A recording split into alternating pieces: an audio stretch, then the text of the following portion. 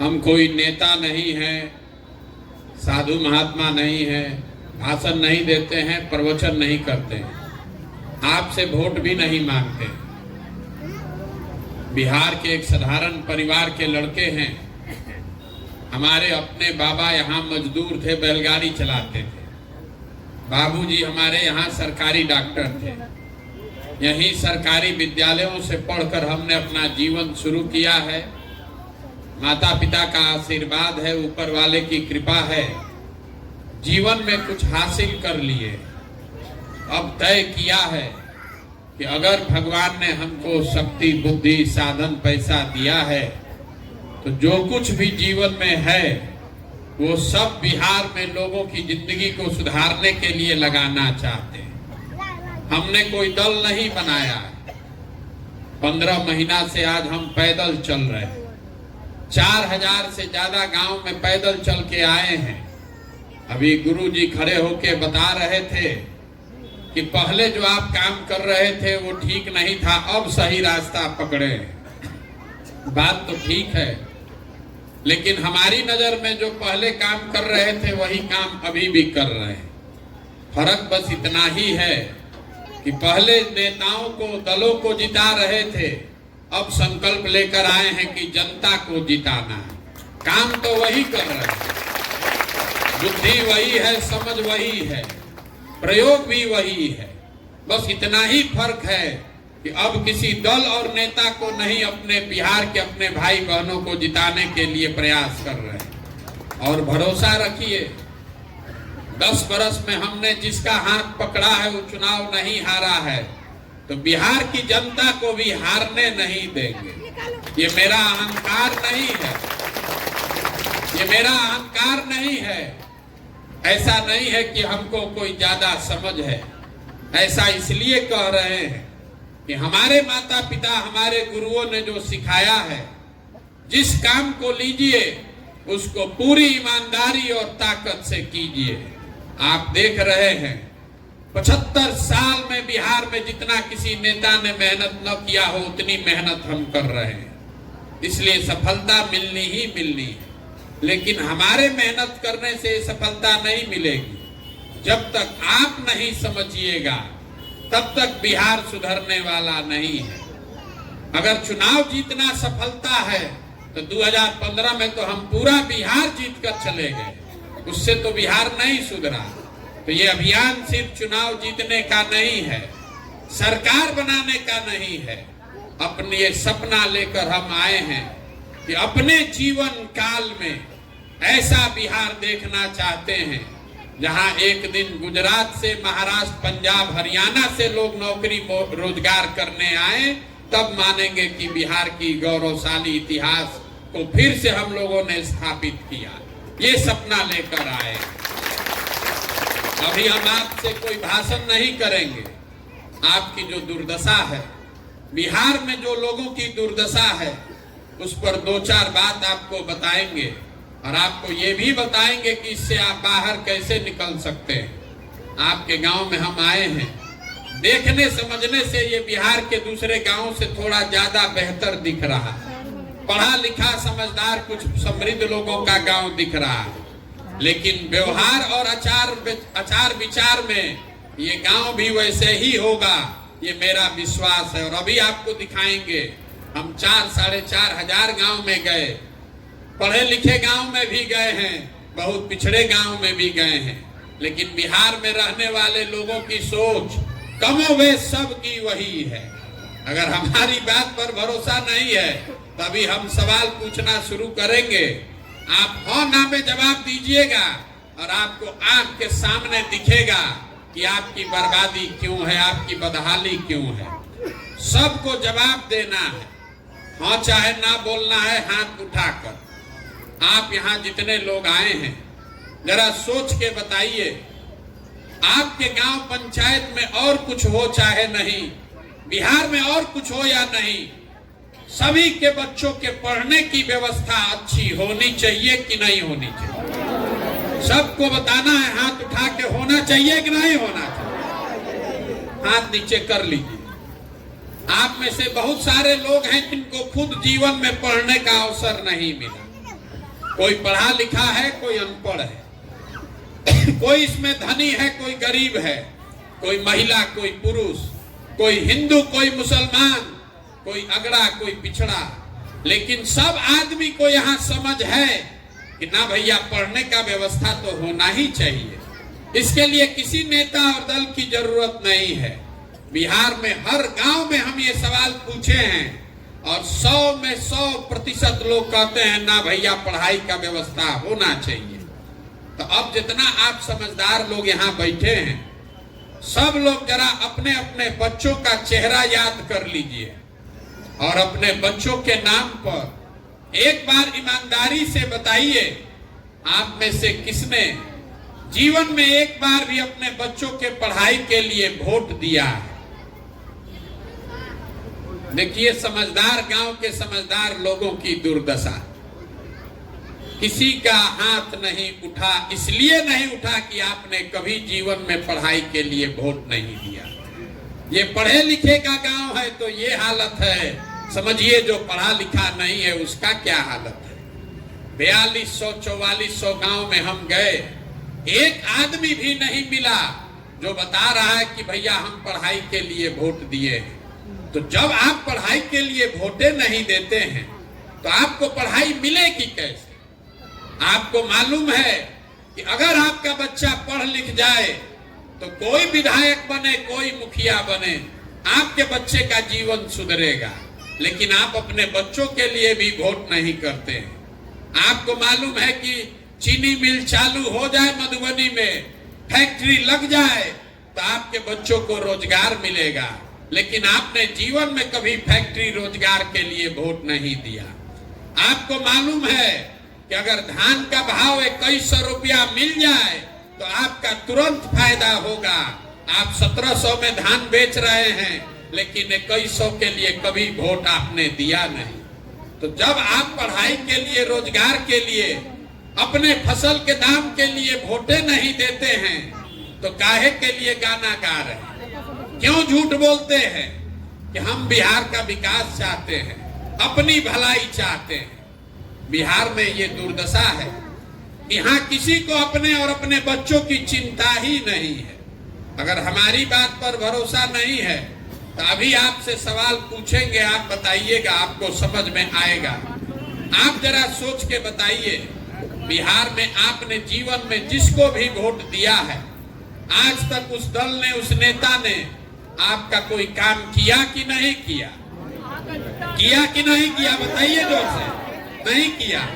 देखिए, सब आदमी समझदार लोग कह रहा है कि नेता लोग को हम जिसको वोट दिए वो कामे नहीं किया, किसको वोट दे?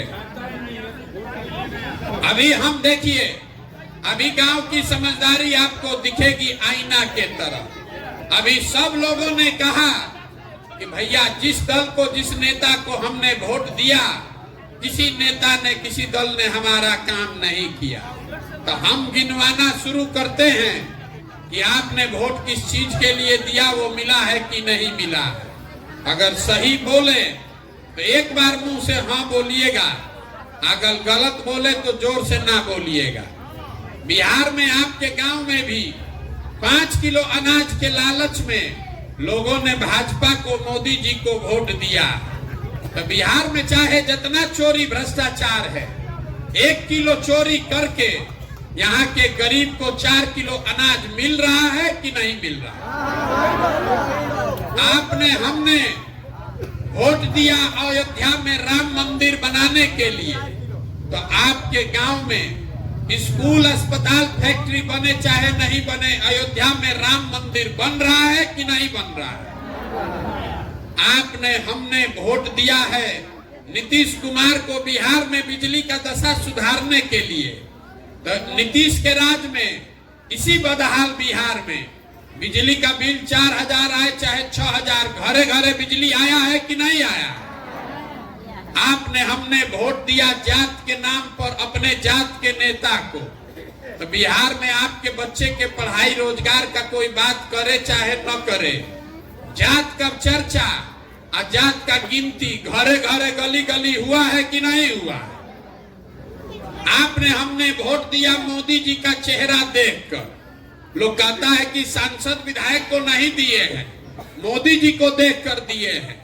तो सांसद विधायक तो 5 वर्ष अपना मुंह नहीं दिखाया, लेकिन मोदी जी अपना चमकता हुआ चेहरा रोज टीवी पर, मोबाइल पर सुबह शाम दिखा रहे हैं कि नहीं दिखा रहे? आपने, हमने वोट दिया कि मोदी जी ने गुजरात में बड़ा विकास किया है, कहानी सुन के। तो गुजरात में तो विकास मोदी जी कर रहे हैं, वहां फैक्ट्री चल रही है, और बिहार भर के बच्चे गुजरात में जाकर मजदूरी कर रहे हैं कि नहीं कर रहे हैं? तो कौना बात पर आप वोट दिए हैं जो आपको नहीं मिला? आप तो खुदे बोले कि हम पढ़ाई के लिए वोट नहीं दिए, रोजगार के लिए वोट दिए नहीं है, अपने फसल के दाम के लिए वोट दिए नहीं है। तो मिलेगा कैसे? बोइएगा बबूल तो आम कहां से खाइएगा? वोट दीजिएगा 5 किलो अनाज पर तो रोजगार कहां से पाइएगा? यही बात तो बताने के लिए घूम रहे हैं। वोट नहीं मांगते हैं, आपको यही आईना दिखा रहे हैं। जब आपको अपने बच्चे की चिंता ही नहीं है, तब मोदी जी, लालू जी, प्रशांत किशोर, नीतीश कुमार आपके बच्चे का चिंता काहे करेगा? आपको अपने बच्चे की चिंता ही नहीं। हम जिस गांव में जाते हैं, लोग कहता है भैया बड़ा बच्चा का हमारा चिंता, हमसे सबसे हाथ उठवाते हैं। कहता है बच्चे का चिंता है। हम अभी आपके गांव में आए हैं, अगर 100 गो बच्चा रास्ता में मिला है, आधा से ज्यादा बच्चों के शरीर पर शुद्ध कपड़ा नहीं है। आपके बच्चों के पैर में हवाई चप्पल नहीं है। आपके बच्चे दिन में स्कूल में नहीं गए हैं, दिन भर घूरा पर रोड पर खिचड़ी खा के घूम रहा है, लेकिन किसी को उसका चिंता नहीं है। गांव में बैठे बैठे भारत पाकिस्तान पुलवामा बुझा रहा है।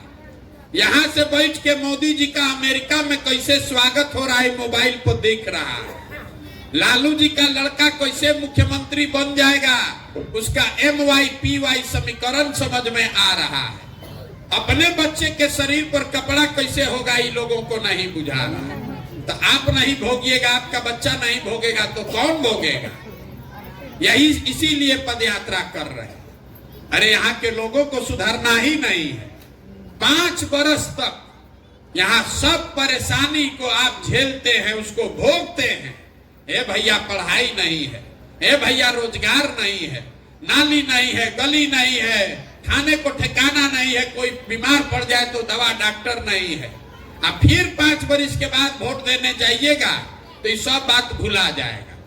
वोट के दिन बिहार के आदमी को खाली 4 गो बात बुझाता है। पहला बात, हमारा जात क्या है, कौन हमारा जात का आदमी खड़ा है। कुछ चोर है, बदमाश है, अपने जात का है तो उसी को जाकर वोट दीजिएगा। जो जात से बच जाएगा वो धर्म और राष्ट्रवाद में फंसेगा। बहुत लोग कहता है कि बिहार में तो सब जाते पर वोट दे रहा है। हम आपको कह रहे हैं कि बिहार में हर आदमी जात पर वोट नहीं दे रहा है। अगर बिहार में हर आदमी जात पर वोट देता तो मोदी जी को वोट कहां से मिलता? उनके जात का तो यहाँ कोई रहता ही नहीं है। तो जो जात से बचा वो धर्म में फंसा, जो दोनों से बच गया। तो लालू जी का डर इतना है, कहता है 2 रोटी कम खाएंगे, लड़का भले बेरोजगार है, लालू नहीं जीतना चाहिए।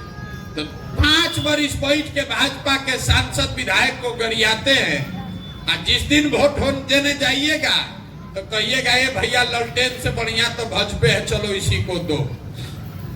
और चौथा, यहाँ मुसलमान लोग हैं, इन लोगों का दुर्दशा सबसे ज्यादा है। दलितों के बाद सबसे ज्यादा गरीब, बदहाल, फटेहाल मुसलमान है।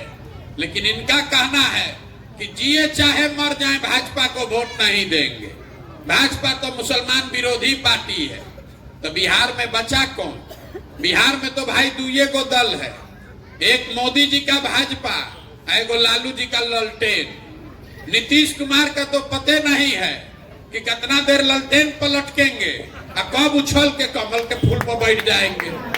तो जो मुसलमान है वो कहता है कि जिए चाहे मरे भाजपा को दे नहीं सकता है, ललटेन दिख रहा है, इसी में किरासन तेल बन के जलेंगे। आप ईमानदारी से बताइए, इसी 4 चीज पर न वोट पड़ा है। काहे के लिए झूठो बड़ा बड़ा ज्ञान दे रहे। बड़े बड़े मुसलमानों के गांव में हम गए, लोग कहता है भैया सड़क नहीं है, तो उनसे पूछते हैं कि सड़क का मंत्री कौन है? तेजस्वी यादव। आप कह रहे हैं कि नाली गली पानी नहीं है, तो नाली गली पानी का मंत्री कौन है? तेजस्वी यादव।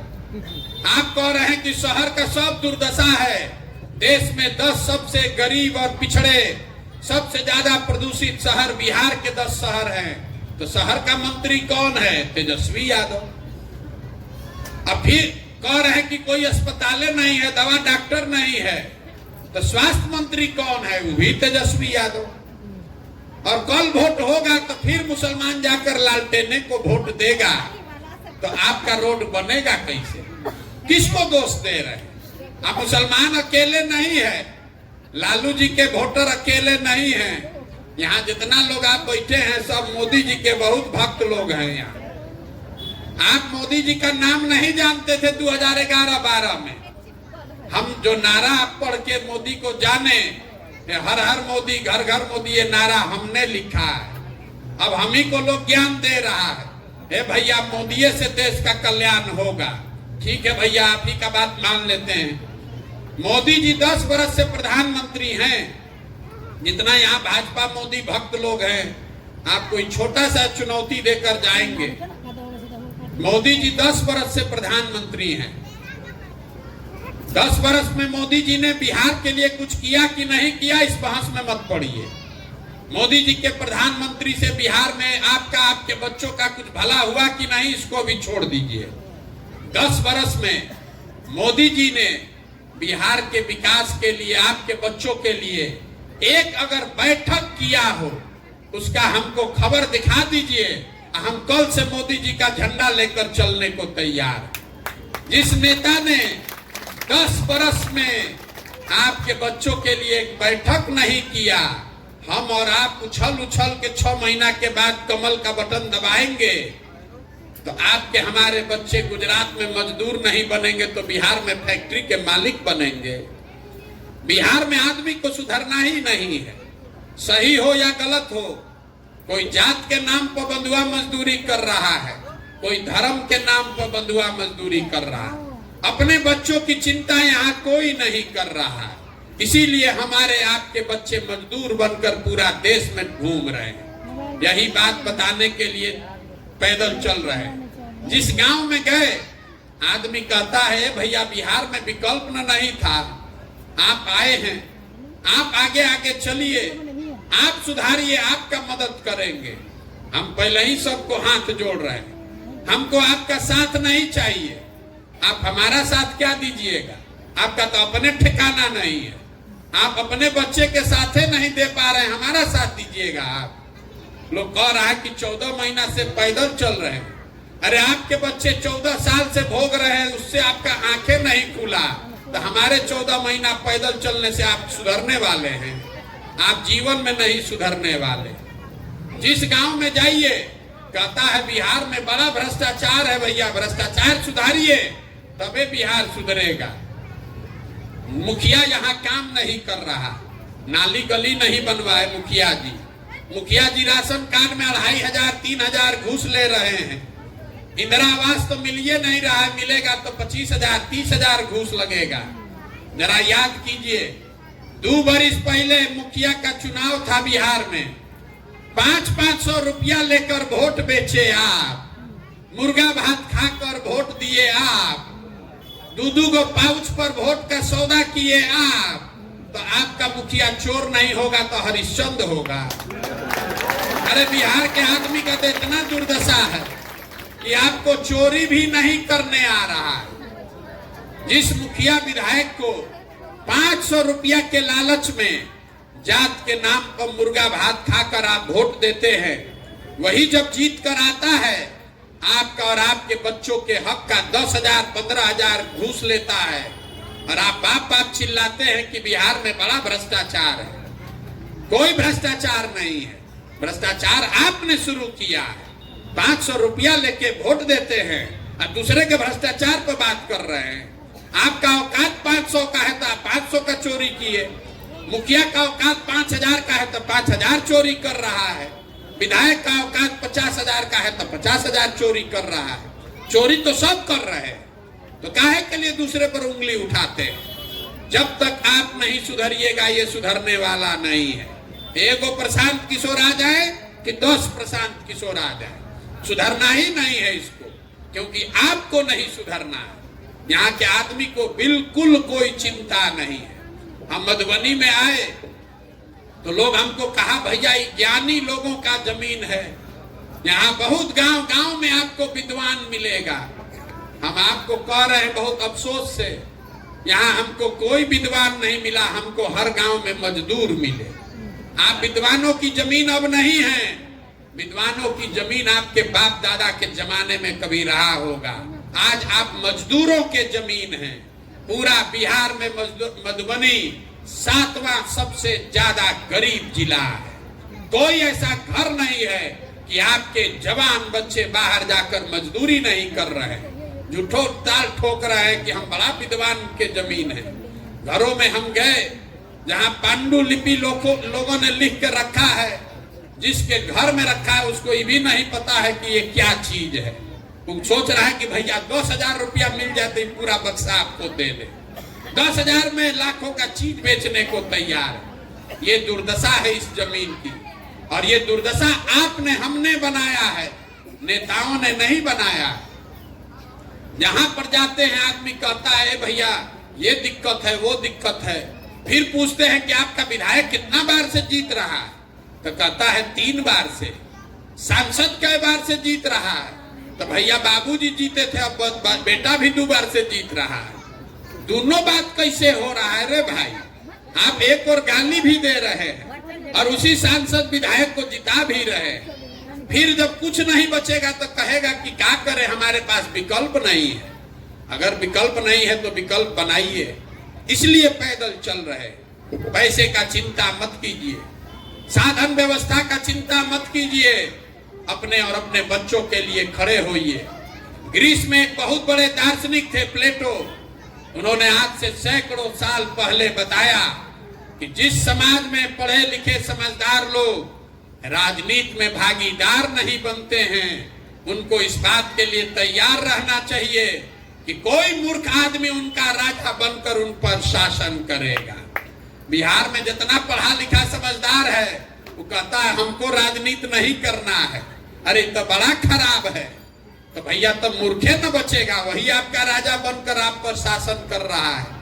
इसीलिए ये पदयात्रा कर रहे हैं, गांव गांव जाकर लोगों को कह रहे हैं कि अगर आप में क्षमता है, आप में वो जज्बा है, आप में समझ है, तो पैसा का चिंता, चुनाव का चिंता मत कीजिए। वो चिंता अपने भाई, अपने बेटे प्रशांत किशोर पर छोड़िए, लेकिन अपने बच्चों के लिए बिहार में बेहतर व्यवस्था बनाने के लिए आइए, जुड़िए, तभी सुधरेगा, तो न सुधरने वाला। बहुत आदमी यहाँ पैसा वाला है, सोचता है कि हमारा बच्चा तो पढ़ के बंगलोर में, बॉम्बे में काम कर रहा है, हमको क्या दिक्कत है? आपको गरीब आदमी से ज्यादा दिक्कत है। गरीब का बेटा तो फिर भी छठ में 10 दिन आ जा रहा है, आपका बच्चा जीवन में लौटने वाला नहीं है। हम अपने बेटे के लिए कह सकते हैं वो जीवन में कभी बिहार आने वाला नहीं है। अब कभी मरिएगा, हम मरेंगे तो एक बार आएगा देखने ने, तो बिहार आने वाला नहीं है। अगर जहाज डूबेगा तो जहाज में बैठा हुआ हर आदमी डूबेगा, चाहे आप अमीर हो कि गरीब है, अगड़ा है कि पिछड़ा है। आपकी अगली पीढ़ी, नाम लेने वाला कोई बच नहीं जाएगा। इसलिए खड़े होइए, ये मत समझिए कि आपका बच्चा पढ़ के बंगलोर चला गया तो आप बहुत अच्छे हैं। परिवार का परिकल्पना ही खत्म हो गया है बिहार में। हम 4000 से ज्यादा गांव में इक्का दुक्का ऐसा कोई परिवार मिला जहां माता पिता, पति पत्नी, बाल बच्चे साथ में रहते हैं। कोई ना कोई बाहर गया ही है, चाहे दवा कराने गया हो, मजदूरी करने गया हो या पढ़ाई करने गया हो, उसको बाहर ही जाना है। ये व्यवस्था तब बदलेगी जब आप और हम जगेंगे। इसीलिए आए हैं, इसीलिए प्रयास कर रहे हैं। लोग कह रहा है भैया बड़ा कठिन काम ले लिए, कैसे होगा? हम आपको बता रहे हैं, चाहे जितना कठिन काम है, कठिन है इसीलिए हमको करना है। अगर हमारी हिम्मत नहीं पड़ेगा तो बिहार में किसका हिम्मत पड़ेगा?